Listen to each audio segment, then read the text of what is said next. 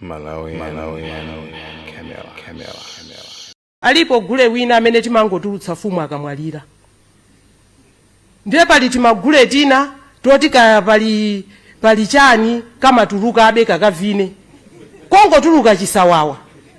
Ndipo kamene koko kamene kama khala ka target of ridicule. Sikadziwa kuvina, sikavala bwino, sikatati chifuka kamene ko always kama khala kalipoyera. Ndimene makhalira MDF ndi Malawi Police Service. Malawi Police Service every day kukangodzuka mupezana ndi wa polisi. Kaya kuyimitsa traffic, kaya ndi ma investigations, kaya kupita kuma patrols, wina akutenga anthu akupita nawo ku court. In such activities, interaction with the member of the general public singaletseke. Andi chifukwa choti iweyo nthawi zonse umakumana ndi anthu kukupezera zifukwa zimakhala zambirimbiri andi kugwana weso mphawi kumakhala kwambirimbiri. Ndi chifukwa chake tikanena za electoral services tikunena kuti MDF akakhalepo chifukwa kwa ifeso ndi checks and balances. Tanga si ife anthu amanena kuti mwina timakondera boma.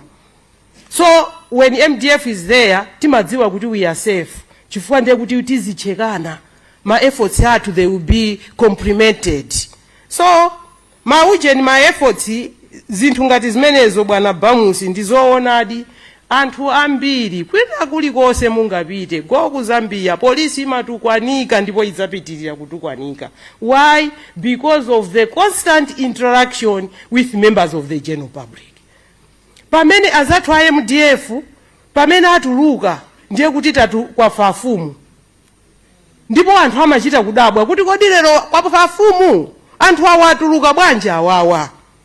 So mudzaona kuti because of the constant interaction with the general public, how they perceive these two institutions is different.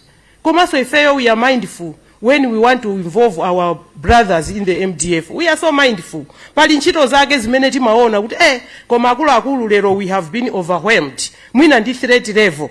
Can you come in and assist us? Samakana. They always come, but we don't want to abuse and exploit this institution. Chifukwa ndi chinyawu chimene timachisungira choti chidzibwera pokha pamene kwafunikira. I was ndiyankhe zimene anena bwana Kalindo unregistered firearms. Zoonadi ifeyo we are aware of my unregistered firearms. Ndipo effort yathu ndiyoti onsewo tiwalande. Last year, tinachita confiscate mfuti 62.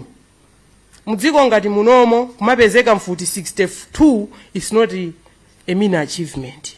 Anthu akulowa nazo futi. Koma ena ambiri ndiwofuna kubweretsa ma violence. Enawo ndiwofuna kumabera. Zambirizi timalanda mwina pa road block. Ma road block aja timadana nawo aja. Nthawi zina akaseja anyamata aja amampeza munthu ali ndi mfuti. Ndikuyilanda. Ena amapanga mwina kuphera anthu.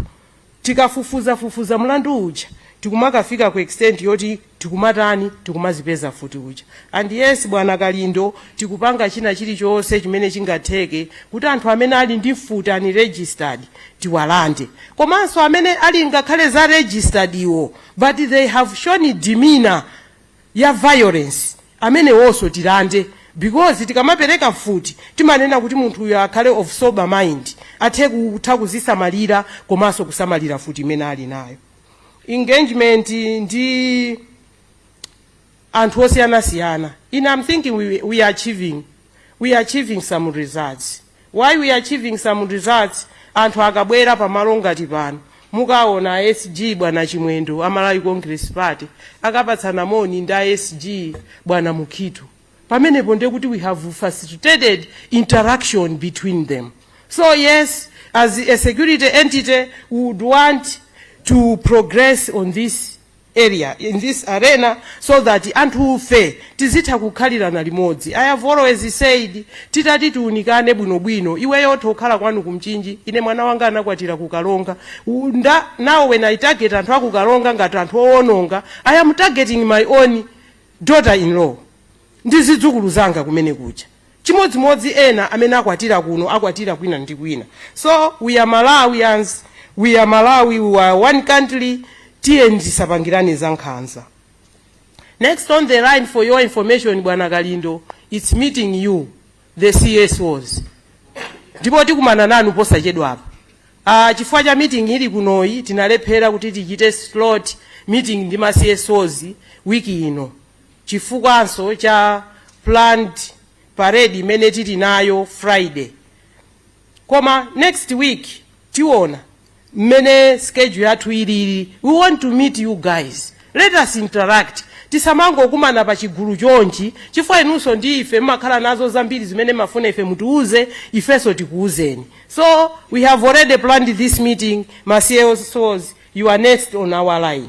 Ndiye tikhozoka kumana kumeneko, ndipo timanena kuti lankhulani momasuka. Ine ndimangotsekulira. Chifukwa ndimaona nanga si ineyo ndine wa influential mwina ndimadziwa anthu kwambiri mmene wamazidziwira. I might be compelled to disclose some information ya munthu wina mmene mwina iwo wakuganiza kuti ine sindikuidziwa. So ndikangotsekulira ma meeting amenewa ndikumapatsa ahead of task team yathu amene ndi Mr. Mwanga. Pali Mr. Mwanga, pali Mrs. Barbara Tsiga, pali Manganiwa, pali awa, pali waligo wathu, pali PRO wathu, ndiye na wotero. Kati mukameneko, ndiye kuti panopa muzikumana nawo ngakhala MDF azikhala pomwepo, a prison azikhala pomwepo, a immigration azikhala pomwepo. Muzikumana nafe ngati timu. So that you should air out your views, ndikuti tikambirane and come to a rapport. Ndicholinga, choti we are building Malawi imodzi, amene kulibe kwina kulikonse kumene tidzapite,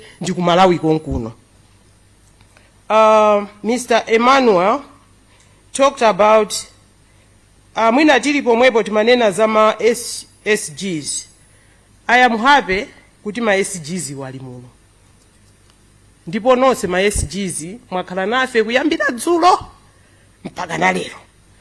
From the start of this meeting and I hope up to the end, you are hearing the comments that Malawians are making on behalf of people that are not in this room. Akulu. Tieni tikachoka ku meeting ngati imeneyi tidzika atulukira anyamata athu ndikuauza zenizeni zimene amalawa akunena za anyamata athuwo. Kwauza zenizeni. Asamakhale rhetoric kuti munomo tikukambirana ngati tonse tili limodzi, tikangotuluka muno ngati zimene zinachitika posa chedwa apa, kungotuluka muno tasiyana zimene timakambirana zija tapita. Ine ndimati chitetezo chimayamba ndiwe mwini. It starts with you. Kaiweyo pita ukachita demonstrate, the security starts with you. Uiweyo ndameno maamba kuzika ma measures oti iweyo should be secured. The police should come second. So my SGs you have heard and you will continue bumping my issues mmakutu mwanu kuti inuyo ndiye mouthpiece, ndiye inuyo ndiye atsogoleri, very influential in your parties, but you are not using your influence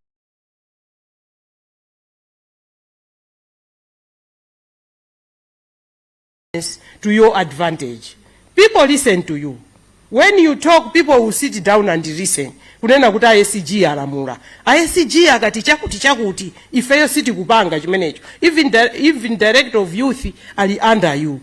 Mukumva zimene amalawa akunena. Mukatuluka muno kachiteni konvini misonkhano, anthu ofunikira kumva za security amve. Ndipo ife tikuti violence siti kufuna violence ayi. This has been our stand from the word go, and we shall continue doing that. Siti kufuna violence ya mtundu wina uli wonse. Violence ikachitika tisathamangire pa social media. Fotamangira pa social media sinde kuti muchita ripoti ku polisi. Ku polisi kuli ndandomeko zimene amenera kutsatira akalandira nkhani. Ndiye ngati iniyo violence yakuchitikirani msavutike kupita pa social media, pitani ku polisi kachiteni ripoti. Leti anthu aku polisi akutengeni statement ndi zina zotera tsekule file apange ma procedure a polisi imene zimachitikira. Koma mkangolankhula pa social media, ife timangotinza pa social media in most cases. Faza pa social media zimakhala zambirimbiri. And sungatenge zimenezo ndikukhala basis of official documents.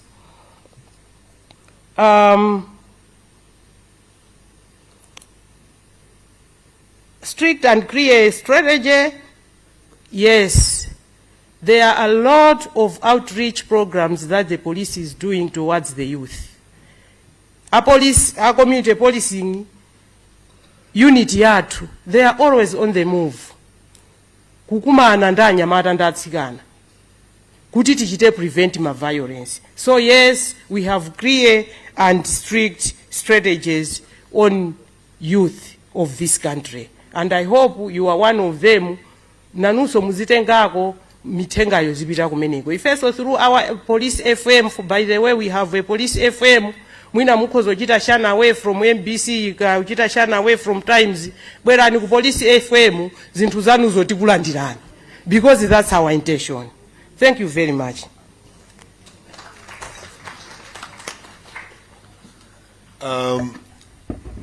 Tukuona kuti pale ambira funa mafuso, koma I wanted to be guided. Tukumva kuti tea is ready. Malawi.